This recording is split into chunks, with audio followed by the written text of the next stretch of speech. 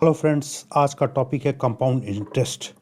Video देखने के बाद आप इस टॉपिक पर मैजिकल शॉर्टकट्स और कॉन्सेप्ट दोनों में मास्टरी हासिल कर लेंगे। तो चलिए शुरुआत करते हैं। क्या है आज का problem? A amount grows up to 4800 रुपये हो जाता है 2 साल में। ठीक है,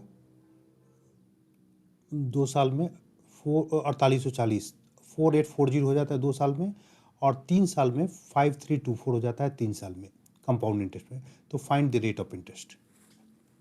ठीक है, डिफरेंस इन कंपाउंड इंटरेस्ट, 2 साल और 3 साल का डिफरेंस क्या बोल रहा है in compound interest? 5324 minus 4840 is equal to 484। ठीक है, 1 साल का ये डिफरेंस हो गया। दूसरे साल और तीसरे साल में इतना रुपया है, दूसरे साल में इतना रुपया है, तो ये 484 डिफरेंस हो गया। ये 1 साल का डिफरेंस हो गया। अब ये 1 साल का जो डिफरेंस है, ये डिफरेंस हुआ है अगर हम प्रिंसिपल जो है ये मान लें 4840, उस पे 1 साल का ये इंटरेस्ट है। हम इस तरह से लिख सकते हैं, सिंपल इंटरेस्ट होता है, simple interest is equal to PRT divide by 100। हमको ये 484 रुपया जो मिला है, 484 रुपया 1 साल का जो डिफरेंस हुआ, डिफरेंस कहाँ पे हुआ है? ये हमको शुरू में था 4840, ये हमारा प्रिंसिपल था। इस पे हमको रेट ऑफ इंटरेस्ट लगा है कितने साल के लिए? 1 साल के लिए, डिवाइड बाय 100। तो हमको जो है ये पैसा मिला 4840। तो आर हमको यहाँ पे पता चल जाएगा 10%। ये कॉन्सेप्ट आप समझ पाए या नहीं कि ये जो डिफरेंस है 1 साल का, ये जो डिफरेंस है 1 साल का, ये बेसिकली हमको किस अमाउंट पे मिला है? ये इंटरेस्ट का जो डिफरेंस है, ये किस अमाउंट पे मिला है? ये दूसरे साल, ये जो प्रिंसिपल था, ये जो दूसरे साल के अंत में प्रिंसिपल था, ये 4840 कितना रुपया था? 4840 दूसरे साल के अंत में। यही हमारा प्रिंसिपल हो जाता है, यही हमारा प्रिंसिपल बन जाता है। और इसी पे 1 साल का, 1 ईयर का हम जो है इंटरेस्ट लगाते हैं, 1 ईयर का इंटरेस्ट लगाते हैं, तो इंटरेस्ट जो है 484 हो जाता है। तो उसके बाद ये 1 साल में अगर इंटरेस्ट कंपाउंड अगर एनुअली होता है, तो कंपाउंड इंटरेस्ट और सिंपल इंटरेस्ट दोनों बराबर होता है।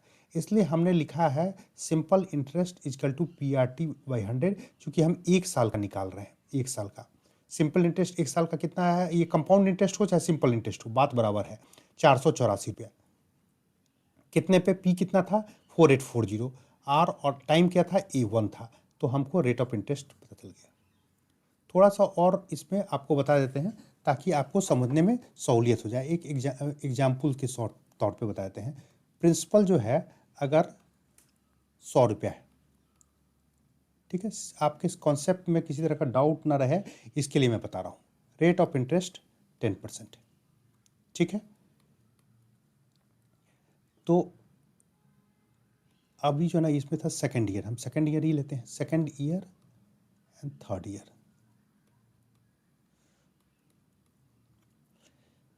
कंपाउंड इंटरेस्ट क्या हो जाएगा? कंपाउंड इंटरेस्ट और ये टोटल अमाउंट क्या होगा, और डिफरेंस इन कंपाउंड इंटरेस्ट। ये मैं आपका कॉन्सेप्ट समझने के लिए आपको बता रहा हूँ एडिशनली। कंपाउंड इंटरेस्ट हो जाएगा इसका 2 साल में 100 रुपया 10% पे 21 रुपया, ये हो जाएगा 121 रुपया। और 3 साल में कंपाउंड इंटरेस्ट हो जाएगा 33.1, और ये हो जाएगा 133.1। तो इस दोनों में कंपाउंड इंटरेस्ट में जो डिफरेंस है वो कितना है? देखिए 12.1, यही होगा ना। 33.1 और 21 का डिफरेंस कितना आएगा? 12.1। अब यही चीज़ मैं बोल रहा था कि ये जो डिफरेंस होगा 12.1 जो डिफरेंस हुआ है एक साल का, दूसरे और तीसरे एक साल में डिफरेंस इतना आया, इजकल टू ये कितना पे, ये अमाउंट जो है 121 रुपया, ये 121 रुपया पे एक साल का इंटरेस्ट है। देखिए 121 इंटू आर क्या है 10 इंटू 1 डिवाइड बाई 100, ये और ये काट दिए। देखिए ये क्या आ गया 12.1 आ जाएगा ना, 12.1 इजकल टू 12.1। इसलिए मैंने बोला कि ये जो एक साल का जो डिफरेंस आया यहाँ पे, जो मैंने बोला कि एक साल का डिफरेंस आया, वो किस पे आया, सेकेंड ईयर के लास्ट में जो जो अमाउंट है, टोटल सम है, उस पे सिंपल इंटरेस्ट हमने निकाल दिया है। यहाँ पे वही काम किया है हमने, जो ये जो 484 रुपया आया है, वो एक साल में सिंपल इंटरेस्ट निकालें चाहे कंपाउंड इंटरेस्ट निकालें, वो बात बराबर होगा। तो सिंपल इंटरेस्ट 484 रुपया, क्या था 2 साल के लास्ट में, प्रिंसिपल 4840 था, और रेट हमको नहीं पता है, रेट 1 इंटू डिवाइड, तो हमको रेट पता चल गया। उम्मीद करता हूँ कि इसका कॉन्सेप्ट आपको पता चला होगा और कोई डाउट नहीं रहा होगा। तो एक नया प्रॉब्लम लेते हैं। ये क्या कह रहा है, 4800 रुपया बिकम्स 6000 रुपया हो जाता है 4 साल में at a certain rate of compound interest. 48 रुपया 6000 हो जाता है 4 साल पे। What will the sum after 12 year. चलिए हमको ये एक P into 1 plus R divide by 100 to the power n is equal to A। Compound interest का यही फॉर्मूला है कि n लिखें या t लिखें, या t लिख देते हैं, हर एक जगह हम लोग t यूज करते हैं, तो t यूज करते हैं।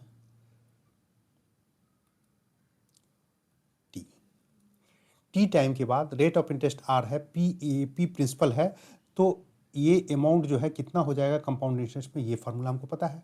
p हमको पता नहीं है, ठीक है, वैसे ही p लिख देते हैं। 1 प्लस r भी नहीं पता है, ठीक है, r बाई 100, t कितना है, t दिया हुआ है ना 4 ईयर्स, ठीक है, इजकल टू 6000। यहाँ पे p हमको पता है, p जो है हमको पता है, p हमको क्वेश्चन में दिए हुए है 4800, यहाँ दिया ना 4800, ये 4800 ये है ना, तो इसको लिख सकते हैं 1 plus R by 100 to the power 4 is equal to 6000 divide by 4800 is equal to, इसको 5/4 लिख सकते हैं। हमको चूंकि 12 साल का पूछ रहा है, तो यहाँ पे हम ये करेंगे क्या, 1/R/100, 12 कैसे आएगा, 4 इंटू 3 कर देंगे तो 12 आ जाएगा ना, तो इजकल टू इस पर भी करना पड़ेगा हमको 5/4, इधर भी हमको 3 टाइम इस पर पावर 3 करना पड़ेगा, ये आ जाएगा 125/64। अब ये करीब करीब हमारा प्रॉब्लम सॉल्व हो गया। ये हमको पूछ रहा था कितना होगा 12 साल के बाद, फार्मूला उसी पे लगा देते हैं। प्रिंसिपल हमारा 4800 है, 12 साल में रेट ये है 1/R/100 टू दी पावर 12, 12 साल में यही होगा। प्रिंसिपल 4800 रुपया है, 12 साल में R रेट ऑफ इंटरेस्ट है, तो ये होगा। हमको 1/R/100 हमको हम पहले निकाल चुके हैं, 1/R/100 टू दी पावर 12, ये हम पिछले यहाँ पे निकाल चुके हैं। यहाँ पे ये, तो इसी को पुट कर देंगे यहाँ पे 125/64 इजकल टू 9375। Got it? कोई दिक्कत समझने में? उम्मीद करता हूँ कि इस जो है ना, इसमें आप सब समझ गए होंगे और कहीं कोई दिक्कत नहीं हुआ होगा। ये सब फार्मूला को हमेशा याद रखना है। ये ट्रेडिशनल फार्मूला है, लेकिन फिर भी हमने इसको यहाँ पे यूज किया है, याद कर लीजिए।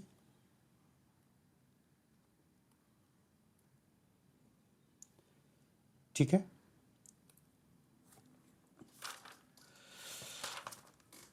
उम्मीद करते हैं कि वीडियो काफ़ी हेल्पफुल रहा होगा।